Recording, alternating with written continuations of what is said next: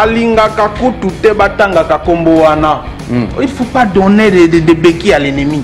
Tout peut ça comme on a matière de quelle organisation et où t'es là wapi. Au moins bango bazo sala ba meeting kuna ba ote ba soutien nanga boyebo. Papa ils ont lokuta to kotaka na ba discours ya ba impérialiste tende to benga bango pa na biso na palu ya ba impérialiste congolais digne, africain digne de ce nom.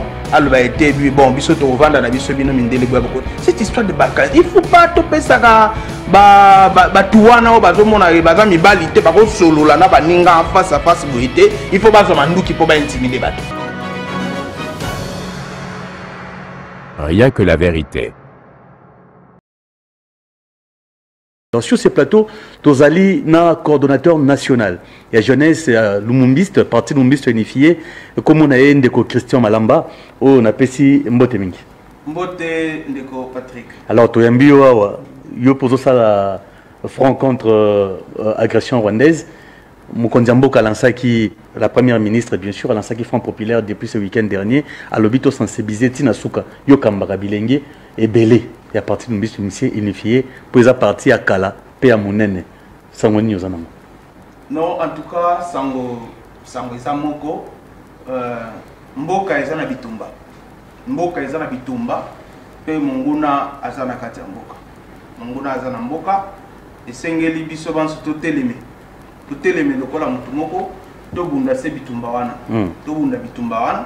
Mokonzi Mboka abengaki dernièrement na message na atindaki na adressaki na nation asengi biso nyonso tozala bomoko to simbana potolonga monguna mais asengaki pe na biso to soutenir ba soda na biso ba mapinga na biso oyo baza bongo na nzela ya bitumba baza bongo liboso baza na ko beta pe ko bengana monguna. Na yango biso comme ba patriote ba nationaliste parce que au Salibi on le dit tout ça na parlé tout ça ba nationaliste le mondiste to lui boye monguna o to za na ezakaka monguna oyo azobeta masasi te ezakaka monguna oyo azobeta masasi te mais ezali pe bongo ba oyo nyonso bazovanda kimia ba oyo nyonso bazoloba eloko te baza se bongo pe banguna yo kovanda kimia na kati ya mboka ovandi epai na yo olobi mboka eza mabe atala bosomba ba farine bosala ba provision to éviter lobi kosala ndene te yo yebisa bana bomoni bitumba oyo eza ya biso c'est ça eza bitumba ya mboka esika nyonso ozali mais soki lo kito betia wa farine ngo ya kotia na ndako akolamba ngo ya voilà le problème. Donc notre silence à nous soki tozo so attitude ya silence et kosala ke to pesa monguna mapeka to pesa ebi bundeli bongo pe ayeba ko gagner biso na terrain après front wana o front judiciaire to sengi pe bongo front spirituel batata na biso ya milimo botala biso bongo te bokota mae oyo parce que bitumba o eza bitumba moko eza biso moko te omona bakotaki mais sima na yango oyebi biso tolobaka na bokoko na biso ba africain biso ba linguiste soki mutu ayokisi yo soni wana ekendaka abotoli yo ndako abotoli yo mbongo abotoli yo mutuka ya yo soki ekomi ke abotoli yo mwasi wana kutu soki oza lisusu mobali ekozala kutu dignité na onyo ekei posa ya bomoye esili tina kutu okufa na yo ke abotola yo mwasi eza ndenge mona likambo ya mabele parce que nous tolobaka toujours la mère patrie. Toujours la mère patrie. Ma belende maman. On n'a pas demandé à être congolais. Voilà. Il faut te préserver pour la postérité. Voilà. To benga ngo la mère patrie. To tika ko lobate les pères patrie. To ba toujours la mère patrie. Nde omoni nanzela wana mama na biso ya mboka mama Judith alobita biso ba mama basimbi biso te bakati biso maboko te bakati biso mitute poto tika kukanisa. Front populaire, il faut écouter. Bitumba, oh, il faut to populariser yango ndenge camarade Patrick Mouya le poto ngo pesa moi pas tant bozo ba populariser yango il faut pas la nini populariser la guerre ça signifie quoi mon frère ngana ko betela histoire parce que j'ai vécu ça ere musée Laurent Désiré Kabila azako kota ya lobaki rozala long et populaire la guerre sera longue et populaire ezalaki nde nini biso déjà ba lumumbiste si tozalaki toboyi Mobutu. C'est vrai que tous les sous mineurs, mais mineurs au cola. En tout cas, nous connaissons l'histoire. Banyoko libino pe mingi ba martyr bazana cimetière Gomber. To bandaki koyemba. Ngai aso mbala nazalaki na kati nazalaki boité. Parce que biso ba DSP ba kimaka libozo na mboka biso na mission tozalaki afdel pe alekela kawana. To banda oyemba nsembo moko tozwe boye bisa mbutu to boye na biso na basi na biso. To boye biso moko te.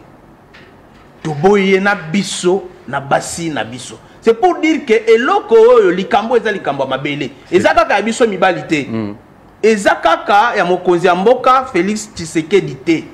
Ezaka ka ya ministre Patrick Mouya ya te waza kotambola banzela nyonso. Ezaka ka ya mwana mboka Adolphe Mzito te wasenga tout ça la bitumba na Rwanda. Eza ya biso nyonso ba Congolais. Populariser ça signifie quoi? Nde ministre Patrick Mouya ya lobaka. Ozana téléphone na yo. Ozana réseaux sociaux. Omoni lokuta moko ezo ya wana. Ovandi photo moko ya kala ba Rwandais ba bimisi ba lubi ote na Congolais bazo beta ba. Ovira ekoi. Ovira ekoi ote na Congolais bazo boma ba Swahili. Poison Rwandais. Poison Rwandais na Kikongo tobe yango ndikila. Poison Rwandais. Poison Rwandais eloko mabe lokuta Rwanda azana monduki mususu te abundelaka soki eza lokuta. Quoi azape makasi te en réalité. Et chance na biso tozu ministre ya communication aza clairvoyant atali eza danger eza poison. Donc batu oyo bazo bundande na lokuta. Omoni ba créer tina ba réseaux sociaux ba créer ba troll ba compte ebele. O kifu boye, o nini boye. Ah kutu po ba lakisa na ba Congolais, ba kosa ba Congolais gete ba Congolais bazondima monguna ba komi ko créer ba compte komona AFC Kinshasa. AFC au Grand Katanga.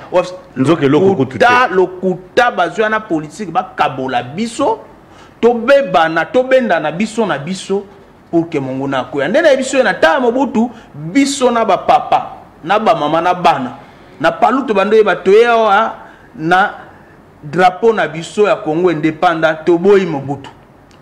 Kabila Zoya biso tozemba bana miketo solanda papa depuis guerre bando yoki mutu moko azemba ete biso toya na drapeau na biso to boyi fachi. La guerre est populaire. La guerre est populaire et ba Congolais nyonso bandimi bitumba. Mais bana mboka oyo o bazana moi France opposition ya moke o ba ko telemelaka mbela ya mokonza mboka bolobi na bango nini te bayebi yo nanga to vandi na 97 musée ya ekota. Nani ya opposant antikala lobete ok ngana zena ngana régime te opposant ngayo na fandi na zana problème te ok na komi moninga na bino to va nani ya kakena obe nani ya opposant oyo bazwa ba ok yo zalaki no na makambo wana te oyesiko ya gavanda na biso to solo to mikosa te sécurité alimentaire, sécurité ya batu, kolia ya batu, finance, mbongo nyonso, ezalaki nenge. Donc balkanisation en mboka conséquence ezaka o tozomo na liste te non, moi je n'aime même pas kozanga identité po tozana esika ya kokendete. Na lingaka kutu te batanga ka kombo wana. Il faut pas donner des béquilles à l'ennemi. Tu peux ça comme nguna matière te quelle balkanisation eko utela wapi? Eko uta wapi?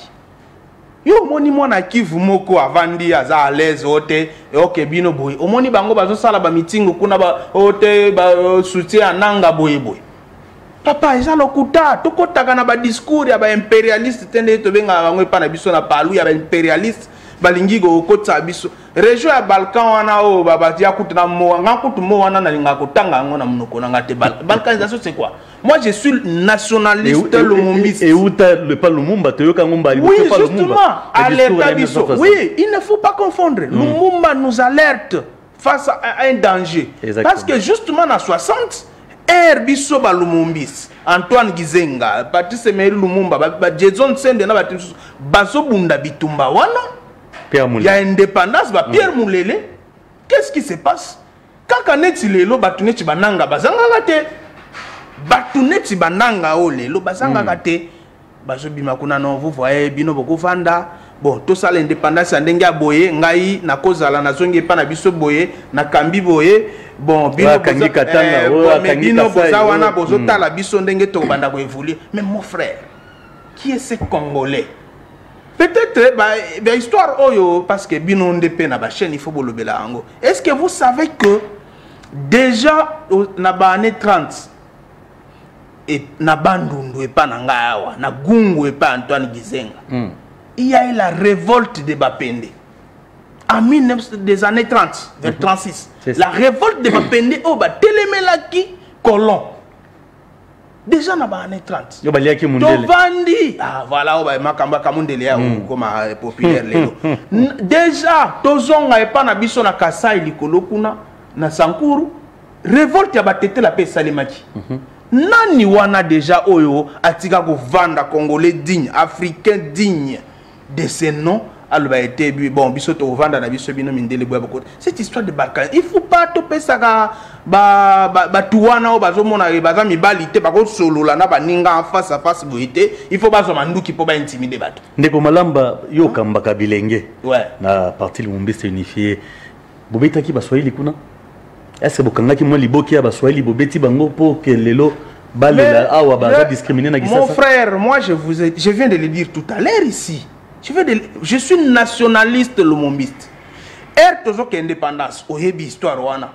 Bazo bunda. Pona régime oyo mboka na biso efweso. Ba lumumbiste ba pona régime. N'est-ce pas unitaire? Si ko ngai lelo mukitani ya ba lumumbiste ya ba nationaliste lelo nga naza. Kizenga go baluka na lilita na Lumumba go baluka mulele go baluka sendwe na ba kashamura ba bisikiro ba sendwe bako baluka sena malita na bango pona komona bujo ba nga na kosala ngana ke na boya. Mais pour votre information ngana vanda na baninga na parti na epa na biso na paluku na ba jeune tout na ligue des jeunes na biso na eba pete o ya sala yambo ya province nini ninte. Je ne connais même pas ote ya za lo baka dialecte boye ya za tribu boye. Ça ne m'intéresse pas. Ça va arriver comment? Peut-être pour le dire en passant. Moi, j'ai évolué dans un milieu où je fais le collège après parce que j'ai un parcours de religieux aussi. Quand je fais le noviciat, mon père maître nous les répétait au noviciat. Le père Joseph Ntumba, à qui je dois passer aussi mes salutations, il dit, mes enfants, chaque fois bozo comme ici, Koyoki Moutou, a justifié. Surtout, c'est les échecs moi, le tribalisme. C'est généralement des personnes moins intelligentes.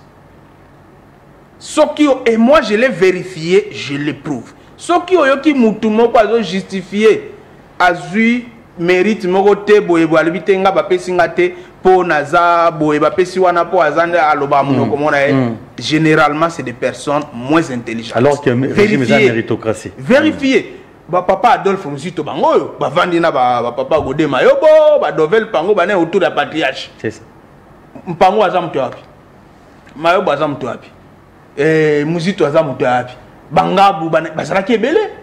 Bazalaki Gizenga zu bango ndenge nini? C'est ça. Non, il faut pas prêter les flancs à l'ennemi, le tribalisme non, c'est d'ailleurs mon émission. Nous venons de perdre quelques secondes à parler de cette histoire de tribalisme inutilement. Non mais il faut les dénoncer. Tozo betaliso nango parce que eza poison rwandais ne muté koloba. Ba ko distiller on a ba réseaux sociaux. Bon là que ça motolongi dans les tutu o ba betaki na kisasa alors que to ko tambola kawa congolais kutu kino maramona zakana. Non mais ngana c'est qui dernièrement il y a un gars Ake azui Snapchat, a tes vidéos, à côté na filtre mo bevimbisi emisu boye tout ça. Non, abandi golela o babetinga pona za muswahili. Et il a posté ça sur son réseau. Sans remords, sans vergogne. Non, mais je viens de vous dire tout à l'heure que pour tomber dans le piège du tribalisme, il faut osa intelligente. Au Pessinga raison. Déjà quelqu'un qui sait que vidéo nazo ça là il saura faire la différence entre pota ku muto azui na nzoto na eloko mo boza na ngoka filtre yani. Non, lui dans sa tête ça ne vient pas. Pour lui comme miso evimbi ni evimbi bato ba comprendre ka ba betinga. Voilà d'où qui peut penser tribalisme ne peut penser tribalisme avant d'y azuma seconde mo tenga e boye na monter argument tribalisme boye. Il faut que ça muto azama elete. Exactement. Mutu oyo azamaele, jamais, je l'ai dit, je mets mon doigt à couper. Je n'ai jamais vu une personne intelligente. Jamais, je le dis bien, jamais une personne intelligente brandir le tribalisme comme argument ou esalike azanga to azwa eloko. Jamais. Ndeko Malamba, oza leader okumbaka bilengie okumbaka mikolo ebele. Attitude digne sengel nango na mnoma oyo ba jeune na kisasa baza nango face ya poison rwandais, face ya ba manipulation nyonso oyo, face ya parce que ba ko recruter ka pe na kisasa na c'est mesa. Mais attitude digne oyo ba jeune sengel baza nango na mnoma oyo. Très important d'alerter, très important attitude nini na otolo bakala te awa que gouvernement a lancé Front Populaire. Le Front Populaire, je le disais au Linga to limbola na linga lande na bandego limbola. Front Populaire esengi que nabiso maman de alobaki, to papa si alobaki, maman si aya sengi nabiso bana nanga bino bansu. Bozala sebo moko, bozala bongo pe vigilant.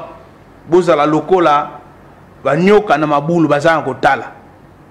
Nini ekoleka, bozala lokola ba pigeon. Aza souple, azo tambola, azo tala koto na koto elinge pas vigilance à Pomboy. Il ne faut pas blaguer. Ba recruter au lelo ok ba pesi combien? Pour ça la nango nini?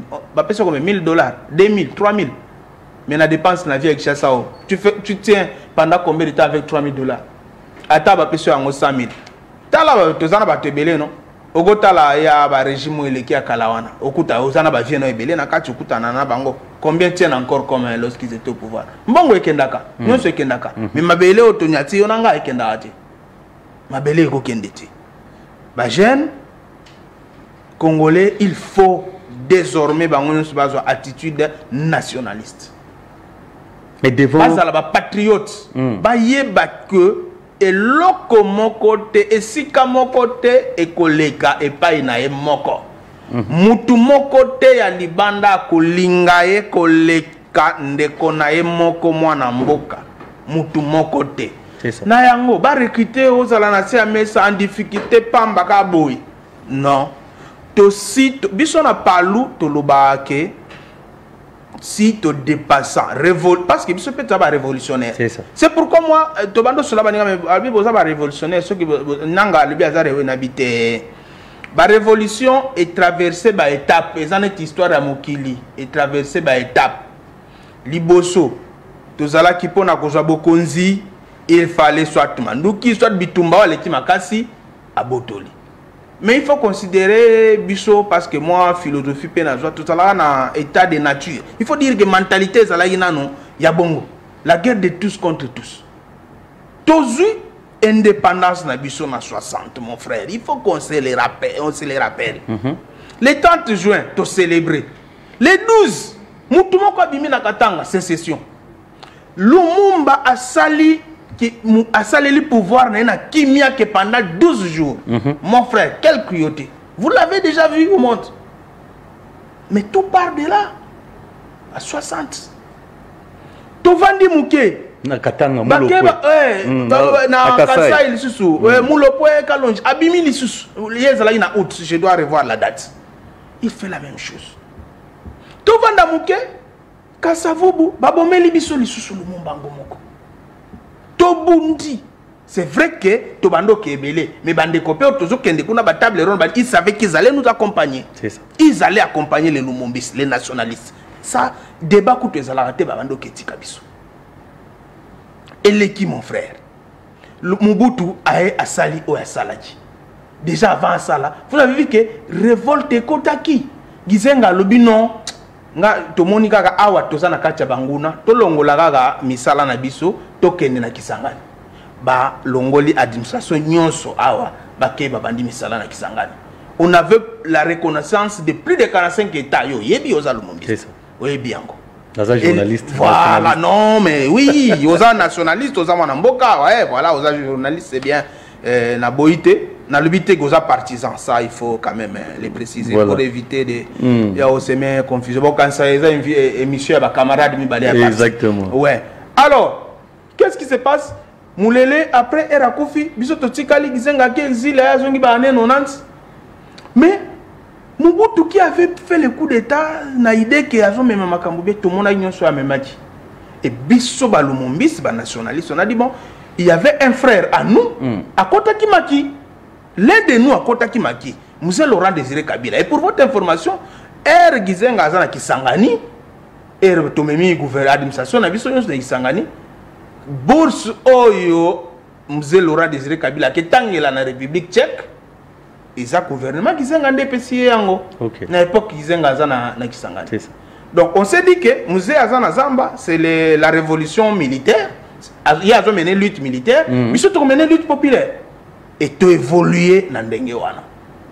Si Musée Ekota et nous avons dit à partir de maintenant c'est fini. D'ailleurs Musée a commis na ça baluka la biso. Toi bien vous avez mieux placé pour boyer bisaba o ba ko sana liboma qui exile les apasi. Le problème c'est que exile les apasi pour patriarche à sala ngo longtemps avec ça. Voilà. Si patriarche azobeta masolo to solana papa mayobo abete la biso masolo abito sala na braza na ngambo wa papa et on n'avait plus rien. Maman na bino azokende kutu er mona ba place ba moulé wana azuba bilo wana sali asangisi ba nikeli biso tolé. Mais je disais Musée Raé na 97 abalukeli biso. D'abord aboyi azo reconnaître sur ba parti politique té. Après azo benga batu pour que ba constituer gouvernement ba sala équipe biso palu tokei na 97 azo ba non il faut un biso à titre individuel pas comme parti politique. On a dit non mon frère. Biso Lumumba ayebisa biso makambote to kota makambote. Tozonga. Si na 97 na février, Antoine Gizenga a commis lettre. Na secrétaire général des Nations Unies a été mboka na biso eza agressé. Eza membre ya Nations Unies. Bozo talaboy. Ezo sengela bo sala nyonso bo vandisa ba congolais nyonso. Bo vandisa ba congolais nyonso to za lesika moko pour que to e ba go trouver solution voilà. Nde ba ebenga biso to kendaki na Zambie na Lusaka. C'est ça. Oh to signé ba accord à Lusaka na 2001 na 2001, je dois revoir les dates. Le Palou a toujours joué un rôle. Et l'avantage qu'a le chef de l'État, Félix Antoine Tshisekedi, aujourd'hui, c'est d'avoir un témoin vivant et privilégié de tous ces événements. D'ailleurs, des témoins, parce que je l'ai dit d'abord parce que je suis Lumumbi, je suis du Palou, donc j'ai... priorité oblige na otanga na papa na biso Godé Mayobo o Azawana parmi mes disciples et Antoine Gizenga. Mais je sais qu'il y a un autre grand disciple d'Antoine Gizenga qui est à côté, Adolphe Muzito Fumupa. Atiki Bango Ebele. Atiki Bango Ebele. Non, na sommet on a ouais, surtout tangi to bakisi papa na biso Dovel Bango. C'est ça. Bazawana, surtout cette trio là. Mais papa Fachi Azana, il a des cartouches. Il a des cartouches. Mais et le comment vous tungisa lelo esali Mbilinga chef de l'État a pesé le boko, mais l'opposition a voulu saisir le boko. Non, il faut comprendre les politiques. Les politiques, tous en akati, nous les comprenons. Politique, en fait, les gens veulent augmenter les enchères. Mais est-ce que c'est vraiment important, ça vaut la peine? Dans le moment où il y a tout ça, il y a élevé les enchères. Au Koyate, au Tikali Libanda, peut-être que les Ozana Likanissimo, il y a mon tuya et Zawana. C'est ça.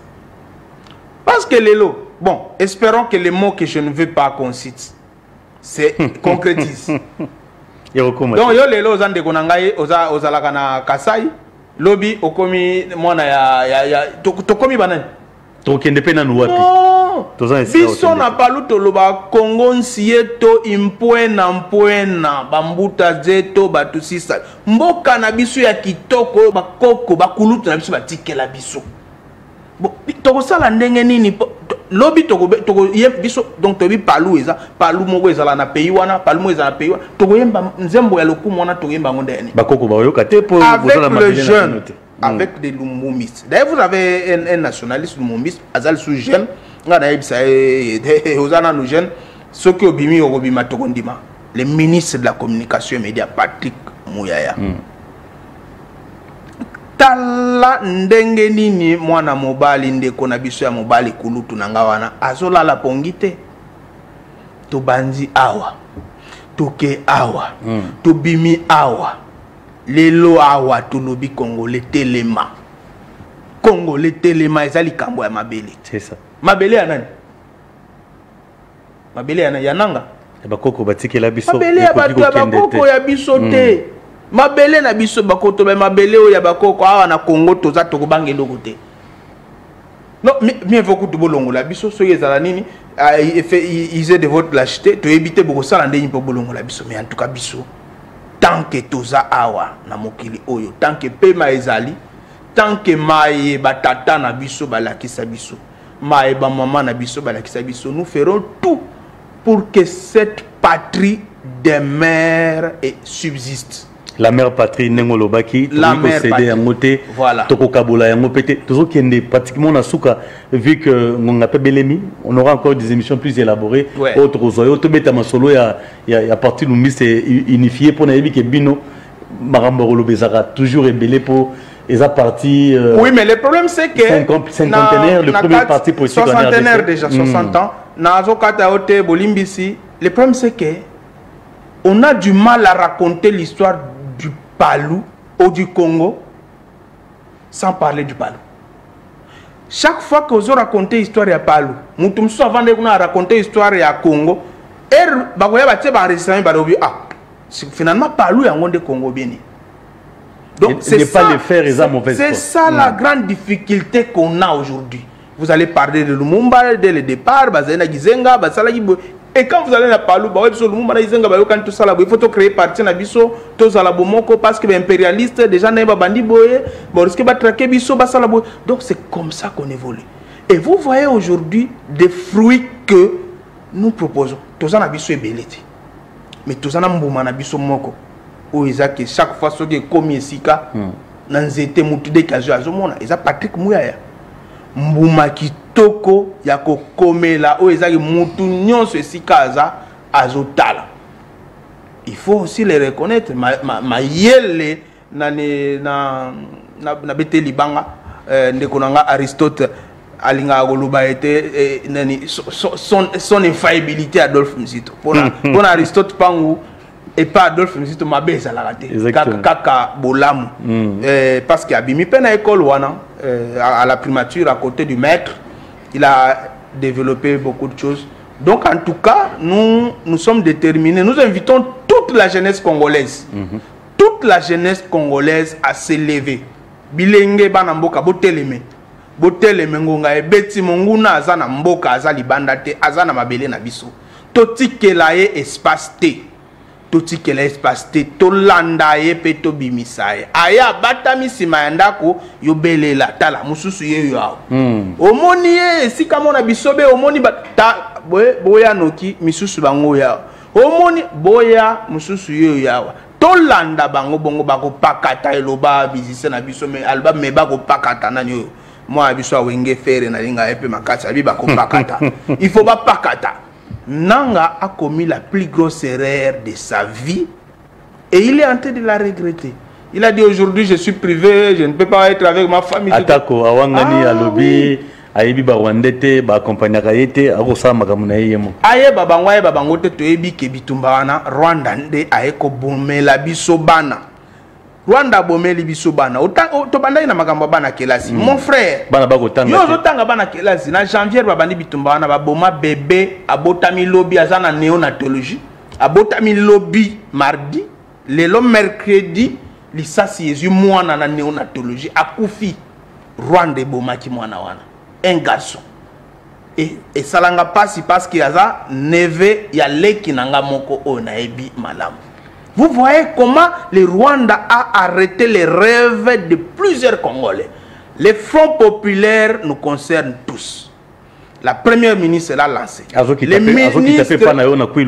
Na Kwilu. Il faut la peine na Grabandu. Oui, oui. Bampangi na mono ya bandundu. Ya babakala ti bankento. Beto nyonso ba jeune. Maman na Beto première ministre kekwisa. Ya kekwisa ya sorula ti Beto. Beto ketiba mbeni na kati ya boala. Kima yankaka ya kusala keleve Beto telama. Surtout bana kikwiti, la ville la plus résistante. Parce que na Congo na information résistance ba ville misatu oyo ezala répéter na résistance ozana Goma, ozana Kikwit, ozana Kisangani. Les trois villes là. Kikwit kutu ko sakanate. Kikwit ko sakanate. Rappelez l'histoire, visiter l'histoire ba biso ke Kikwit wana kutu maseki elekagate. donc bampangi ya Kikwite, bampangi ya Kenge, bampangi ya Mai-Ndombe, bana bandundu masekite ekenge toujours omoni yebelela omoni yebelela likolozo ya liboso tokopesa ba numéro soki omoni danger belela boyamba mama na biso ya lokumu azoya mama Judith Tuluka. Merci Ndeko Malamba, Totondi Botondi, Nandenge au répondre à l'invitation de Somme Koualelo. Merci Ndeko Patrick, Ngape Natondi Botondi, Ezalambala ya Sukate. Ezalibosope ya Sukate, Bandeko Balandi Tosuki Obea wa pona Moukolalelo, émission Nabino tout pour la patrie, eza pona ko sensibiliser, eza pona ko lakisa bino que esengeli moto nyonso akota likambo oyo po ezali likambo mabele mboka ekokende na monguna te. Tokutani lobi pona émission ya sika. Merci. BTV 3 infos plus.